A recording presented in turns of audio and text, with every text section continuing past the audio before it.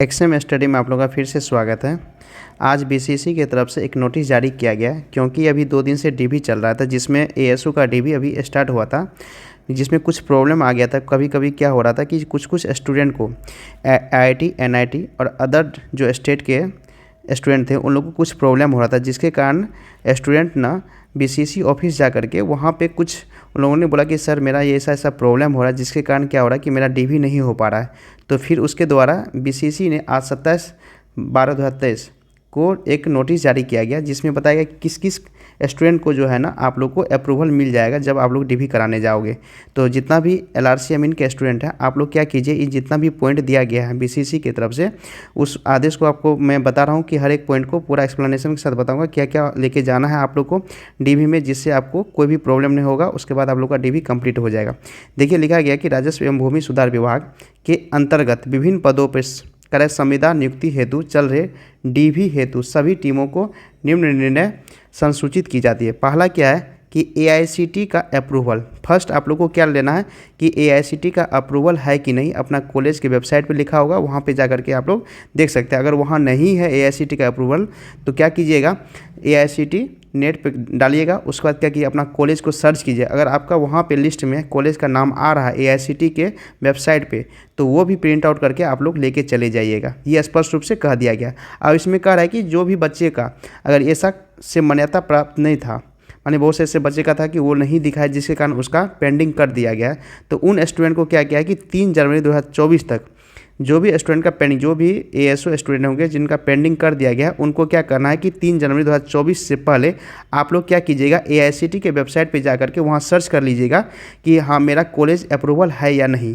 अगर वहाँ पे अगर अप्रूवल है, उसका प्रिंट आउट निकाल करके आप लोग जा करके 3 तारीख से पहले जमा कर दीजिएगा। अब दूसरा क्या है कि इससे बहुत से स्टूडेंट्स जो आईआईटी और एनआईटी से या डिग्री किए होंगे, उनका भी किसी कारणवश से वहाँ पे पेंडिंग कर दिया गया था, अब उनको भी मान्यता दे दिया गया है, स्पष्ट रूप से यहाँ लिख दिया गया है। तीसरा क्या पॉइंट है कि आप लोग को AMIE section A and B जो उत्तीर्ण छात्र थे उनका भी क्या गया, उनका भी डिग्री को मान्यता प्राप्त कर दिया गया है आप लोगों को।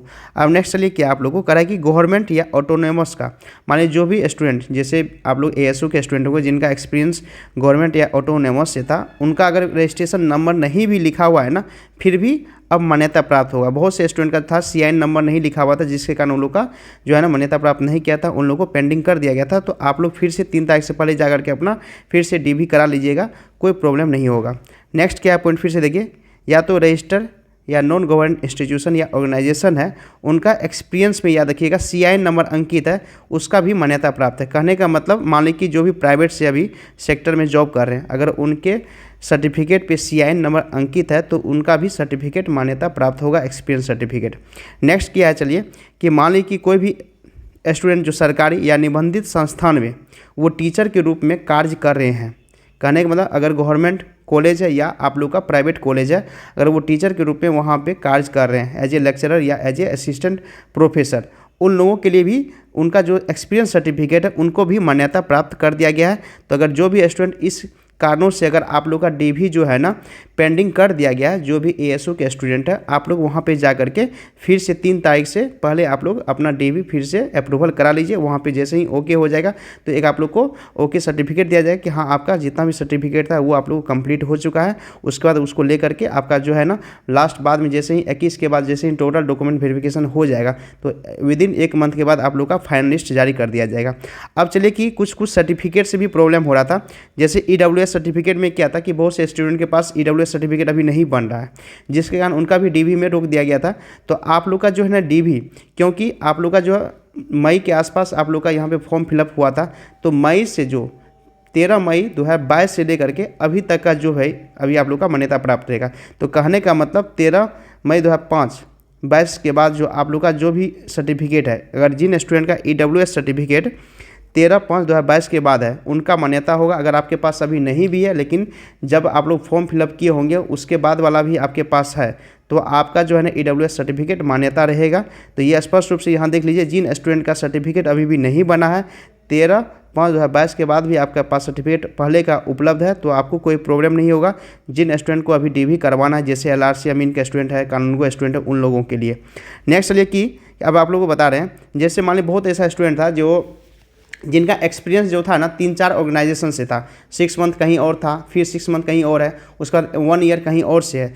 तो अब स्पष्ट रूप से यहाँ कह दिया गया है कि यदि किसी अभ्यर्थी का एक्सपीरियंस सर्टिफिकेट अलग अलग पीरियड का दिया जाता है तो उसे जोड़कर 2 वर्ष की गणना की जाएगी। यहाँ स्पष्ट रूप से, क्योंकि बहुत से स्टूडेंट को इसके लिए भी पेंडिंग में कर दिया गया है कि आपका किसी एक ऑर्गेनाइजेशन से 2 साल का सर्टिफिकेट नहीं है, जिसके कारण आप लोग का जो है ना, जो भी आप डीबी है वो पेंडिंग किया जा रहा है और 3 तारीख से पहले। तो यहाँ स्पष्ट रूप से आवेदन की अंतिम तिथि जो थी 12/5/2023 के पूर्व, कहने का मतलब इससे पहले का सर्टिफिकेट होना चाहिए।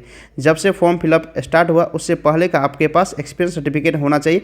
अगर वो अलग अलग पीरियड में भी है तब पर भी आप लोग का मान्यता प्राप्त रहेगा। नेक्स्ट चलिए क्या करके भू अभिलेख। अब ये क्या है, जो भी स्टूडेंट 2019 में जो LRC अमीन के द्वारा रिक्रूटमेंट हुआ था वहाँ पे आप लोग या तो अमीन में ज्वाइन किए होंगे या आप लोग कानून गो में ज्वाइन किए होंगे। तो अगर जो स्टूडेंट अमीन में ज्वाइन किए होंगे और कानून के लिए भी फॉर्म फिलअप किए हैं, उन स्टूडेंट का अभी फिर से मान्यता दे दिया है कि अगर वो NOC दे दी हैं उनके स्तर से तो आप लोग को भी आपका जो भी एक्सपीरियंस है उसका मान्यता प्राप्त कर दिया गया है। या स्पष्ट रूप से बता दिया है कि भू अभिलेख एवं परिमाप निर्देशालय के अंतर्गत कार्यरत अभ्यर्थी का NOC निर्देशालय कार्य के स्तर पर, कहने का मतलब आपके जो स्तर है NOC वहाँ पे निर्देशालय के वहाँ से आप लोग को मान्यता प्राप्त कर दिया गया। तो आप लोग वहाँ पे जाकर के जो भी कानूनों का, कल से हो सकता है कि आप लोगों का कानूनों का स्टार्ट होने वाला है DV, तो आप लोग जाकर के आराम से DV कराइए। अगर इनमें से कुछ भी प्रॉब्लम हो रहा है तो आप लोग क्या कीजिए, ये जो है ना आप लोग प्रिंट आउट करके लेके चले जाइए, बोलिए सर कि BCC की तरफ से नोटिस जारी कर दिया गया और ये जितना चीज़ आप लोग को इसमें बिलोंग कर रहा है, अगर आपका कुछ प्रॉब्लम भी हो रहा है तो आप लोग ये दिखा करके आराम से आपका DV कंप्लीट करा जा सकता है। अब देखिए नेक्स्ट क्या है कि मान लीजिए जो भी स्टूडेंट जैसे कानून का एक्सपीरियंस है तो अगर उनके पास या तो UN नंबर या सैलरी स्लिप नहीं भी है ना, फिर भी आप लोग का जो है ना DV कंप्लीट होगा। यहाँ स्पष्ट रूप से कर दिया गया है और यह क्या होगा बाद में इसके बारे में निर्णय लिया जाएगा। अभी DV हो जाएगा, उसके बाद कुछ भी हो सकता है BCC की तरफ से या LRC की तरफ से कुछ अगर निर्णय लिया जाए कि नहीं अब आप लोग को जो है ना, जैसे डिस्ट्रिक्ट वाइज जब DV होगा वहाँ पे आपको अगर सैलरी स्लिप मांगा जाएगा या सर्टिफिकेट मांगा जाएगा तो वहाँ आपको दिखाना पड़ेगा। बट अभी जो है ना BCC ऑफिस में आप लोग को ऐसा कोई PF या UN नंबर या सैलरी स्लिप नहीं मांगा जा रहा है। ये चीज़ स्पष्ट रूप से बता दिया गया है। तो आप लोग देख सकते हैं कि यहाँ से 27/12/2023 को नोटिस निकला था। अब चलिए हम लोग बताते हैं क्या क्या आप लोग को लेके जाना है और कुछ कुछ प्रॉब्लम हुआ था। पहला क्या है, सबसे पहले कि जो 10th का मार्कशीट आपके पास रहना चाहिए और ओरिजिनल सर्टिफिकेट। जिन स्टूडेंट के पास 10th का अगर एडमिट कार्ड नहीं भी है फिर भी आप लोग का काम चल जाएगा। आप लोग क्या कीजिएगा, मार्कशीट और ओरिजिनल सर्टिफिकेट, अगर मार्कशीट और ओरिजिनल सर्टिफिकेट नहीं है तो फिर आप लोग को 4 से 5 दिन टाइम दिया जाएगा। फिर से आप लोग वहाँ से जिस कॉलेज में आपका 10th हुआ है वहाँ से आप लोग ओरिजिनल सर्टिफिकेट लाइए और उसके बाद फिर से आप लोग अप्रूवल करा लीजिएगा। सेकंड क्या है कि 12th का मार्कशीट और ओरिजिनल सर्टिफिकेट इसका भी होना चाहिए। फिर मान लें कि अभी तो आप लोग का डिप्लोमा जो भी होल्डर उनका होने वाला है DV, तो डिप्लोमा का या तो मार्कशीट होना चाहिए। मार्कशीट कौन सा, तो 1 to 6 सेमेस्टर टोटल सेमेस्टर का आप लोग मार्कशीट लेके चले जाइएगा। उसके साथ साथ डिप्लोमा का जो ओरिजिनल सर्टिफिकेट होगा वह भी सर्टिफिकेट आप लोग को वहाँ पर जा करके जमा करना होगा। लास्ट क्या है इसके बाद AICT से अप्रूवल सर्टिफिकेट। देखिए AICT से या तो आप गवर्नमेंट बिहार गवर्नमेंट के हैं फिर भी, या आप जितना भी प्राइवेट गवर्नमेंट के हैं AICT से अप्रूवल सर्टिफिकेट आप लोग ले लीजिएगा। या तो सर्च कर लीजिएगा AICT वेबसाइट पे जाकर के अपना कॉलेज नाम कीजिएगा, वहाँ पे आपका कॉलेज लिस्ट में आ जाएगा। वो क्या कीजिएगा, स्क्रीनशॉट ले लीजिएगा। स्क्रीनशॉट लेने के बाद क्या कीजिए उसका प्रिंट आउट करके लेके जा सकते हैं, इससे बेस्ट रहेगा बिना कुछ कहे। अगला क्या, एप्लीकेशन फॉर्म। जो भी आप लोग फॉर्म फिलअप किए होंगे वो भी एप्लीकेशन फॉर्म वहाँ पे लेके चले जाइएगा। ये सब नेसेसरी जितना भी डॉक्यूमेंट है ये फुल नेसेसरी है। अगर ये नहीं लेके जा रहे हैं तो आपका DV पेंडिंग कर दिया जाएगा, फिर आपको कुछ दिन के लिए टाइम दिया जाएगा। अगला क्या है, CBT एग्जाम एडमिट कार्ड, ये भी लेके जाना है। उसके बाद क्या है, आप लोग को BC EBC and NCL certificate. अब देखिए जो स्टूडेंट जिनके पास अगर जो BC और EBC कैंडिडेट है वो सर्टिफिकेट होना चाहिए। उसके साथ साथ NCL सर्टिफिकेट भी आपके पास होना जरूरी है। इसके बाद क्या है, SC ST कैंडिडेट के पास ओनली SC ST सर्टिफिकेट है, उसके पास NCL का जरूरी नहीं है। जो भी SC ST और EWS उसके पास उन लोगों को NCL सर्टिफिकेट का ज़रूरत नहीं है। सिर्फ अगर SC ST कैंडिडेट है तो सिर्फ ओनली आप लोग को SC ST सर्टिफिकेट लेके जाना है। नेक्स्ट क्या है कि EWS सर्टिफिकेट, जो भी जनरल कैंडिडेट है उनको ओनली अगर आप EWS से बिलोंग करें तो सिर्फ आपके पास EWS सर्टिफिकेट होना जरूरी है। अब क्या है कि आप लोग के पास एक स्लिप दिया गया है बायोमेट्रिक स्लिप, वो जितना भी है वो 2 कॉपी लेके चले जाइएगा। तो बायोमेट्रिक स्लिप भी आप लोग को लेके जाना है। ये सब जितना चीज़ मैं आप लोग को बताया हूँ अभी टोटल नेसेसरी है। अगर ये नहीं लेके जा रहे हैं तो आपका जो है ना DV पेंडिंग कर दिया जाएगा। इसलिए मैं सोचा कि आप लोग को थोड़ा सा इन्फॉर्मेशन दे देता हूँ, क्योंकि बहुत से ऐसे बच्चे को अभी पता नहीं है कि जो BCC की तरफ से कुछ नोटिस जारी किया है। चलिए thank you guys for watching this video.